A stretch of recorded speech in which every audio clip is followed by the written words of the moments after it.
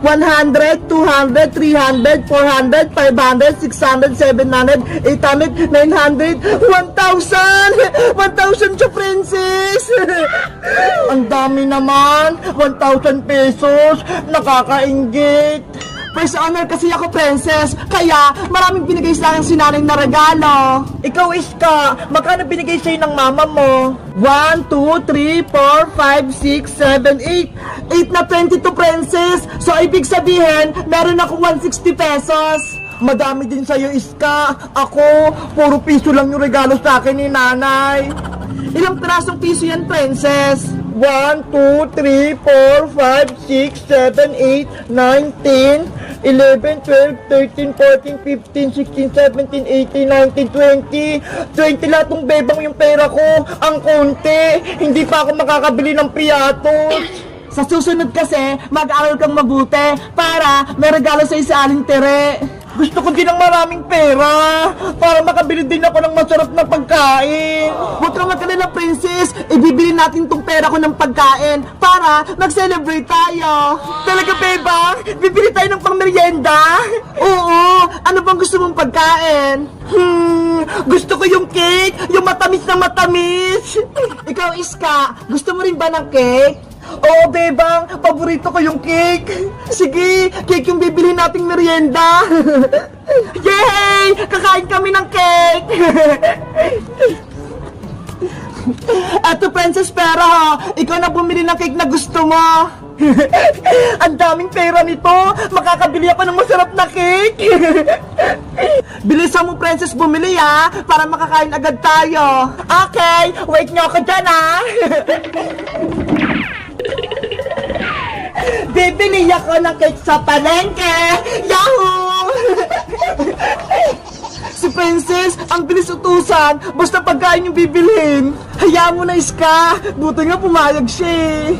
Bebang, anong gagawin mo sa natirang pera mo? Ipunin ko to, Iska, para sa susunod na pasukan, may pambili akong lapis at notebook. Ako, mag-ipon ako ng maraming pera kasi gusto ko nang umuwi si mama. Namimiss mo na siguro si mama mo, Iska. Oo, miss na miss ko na si mama, bebang. Ang tagal-tagal ko na siyang hindi nakikita. Hayaan mo, malapit na siyang makauwi. A few moments later. Yay! Nakabili na ako ng cake namin ni Bebang. Excited na akong kumain.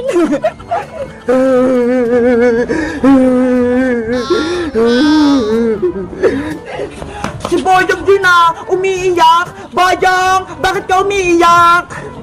Princess, si nanay, hindi niya ako binigyan ng pera. Nakakuha naman ako ng ribbon eh. Ganun ba? Pares pala tayo. Si nanay 20 lang yung binigay sa akin.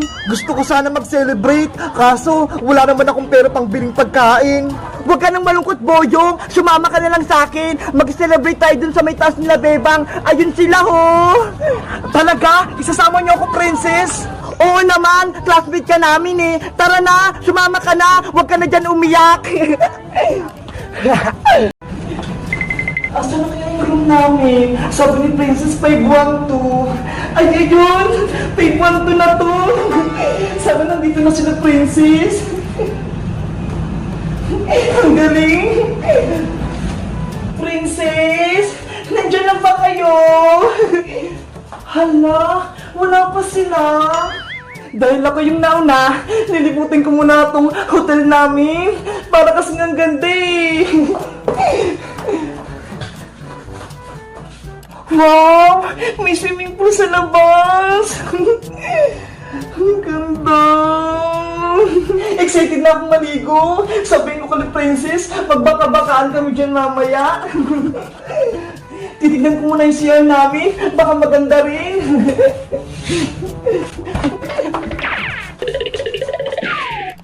Wow! May swimming pool din! Ang ganda naman dito sa loob. Meron silang malaking batya.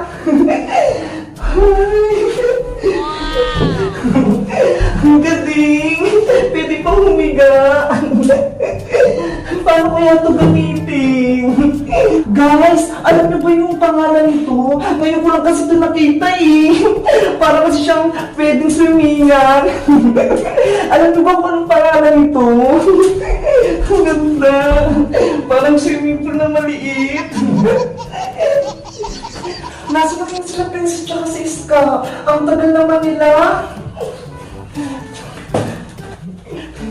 Guys, kaya nandito kami sa may hotel kasi birthday ni Iska.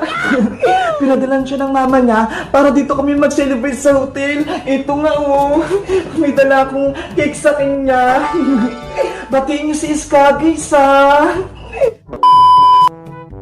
Dahil wala pa si Iska at si Princess, matutulog muna ako dito. Kasi parang masaya matulog dito eh. Ang lambot-lambot. Parang ang lambot. Ang sarap. Ang lamig. Matutulog nga muna ako habang inaantay ko sila para mamaya kakain kami ng cake.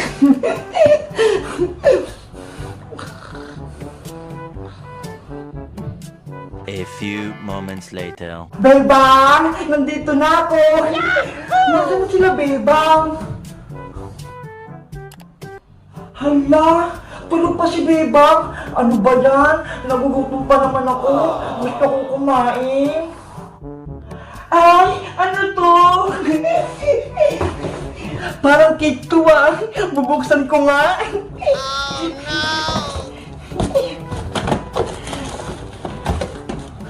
Wow! Totoo nga! Mukhang masarap! Habang tulog pa si Bebang, kakain nga muna ako dun sa may mesa.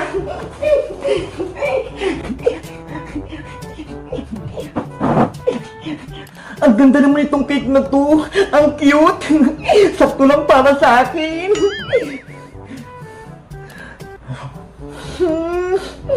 Ang sarap! Ang tamis! Bebang, ang sarap ng tulog mo habang ako, eto, kumakain. Ang sarap. 20 minutes later. Ayan, malapit ko nang ubos tong cake. Oh no! Ay, sa wakas, nagising na rin ako. Hello, Princess! Nandyan ka na? Oo, Bebang, kanina pa ako dito. Habang tulog ka, kinain ko muna tong cake na nandun, oh. Ang sarap-sarap nga eh. Hala, kinain mo yung cake? Ano ba yan? Ibibigay ko nga yung kay Iska eh. Kasi birthday niya. Ano? Birthday cake to ni Iska? Ano ba yan? Akala ko nung pang-merienda lang natin to. Ang takot mo talaga, Princess. Naubos mo agad. Wala tuloy cake sa Iska. Sorry na, Bebang. Hindi ko naman alam eh. Kasi nagutom ako. Kaya hindi ko na napigilan kumain. Hala, nandiyan na si Iska. Bebang, Princess, nandito na ako. Happy birthday, Iska. Happy birthday, Iska. Thank you, Bebang. Thank you, Princess. Maraming salamat sa pagbate. Pasensya na, wala na yung cake. Kinain na kasi ni Princess eh. Nagutom lang talaga ako so... Princess! Ibalik mo na ang damit ko! Nakaubad ako dito! Oh no! Ayaw ka bayang na, hindi ko na ibibigay sa'yo to. Diba? May kasalanan ka sa akin nung nakaraan. Kapag nahuli talaga kita, Princess, malalagot ka sa akin. Ay, aba? Tinatakot mo pa ako, bayang? Hindi ko talaga ibabalik sa'yo itong damit mo. Akin na kasi ang Princess! Bayang nakahubad, walang damit! Si Princess, pasaway, ayaw pang ibigay damit ni Boyong.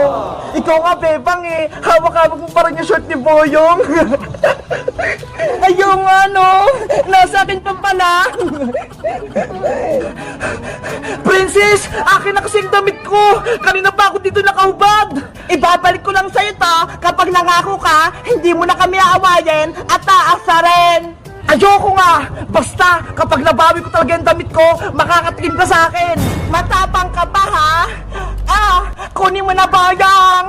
Akin na! Be! Ayaw ko nga! Princess! Ginagalit mo talaga ako!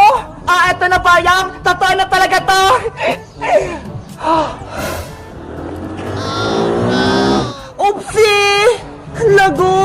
yung damit ni Boyong! Sumabit sa puno! Hoy, Princess! Kunin mo yung damit ko! Akyatin mo sa puno! Hala! Hindi ako marunong makit, Boyong! Ikaw na ang kumuha sa damit mo! Kunin mo yun! Bilis! Ayoko, no? Uwi na ako sa bahay! Bahala ka dyan! Princess! Pasaway ka talaga! Bumalik ka rito! Kunin mo yung damit ko! Paano kaya makuha yung damit ko? Kawawa naman si Boyong! Tinakbuhan ni Princess! Tara, Bebang! Tulungan natin si Boyong! Umiiyak na siya! Sige! Tsaka ibabalik ko na rin tong short niya! Tara, Iska! Yung damit ko! Sumabit na sa puno! Hindi ko na makukuha! Boyong! Sorry! Yung nahubad ka namin ni Princess! Eto na! Ibabalik ko na yung short mo!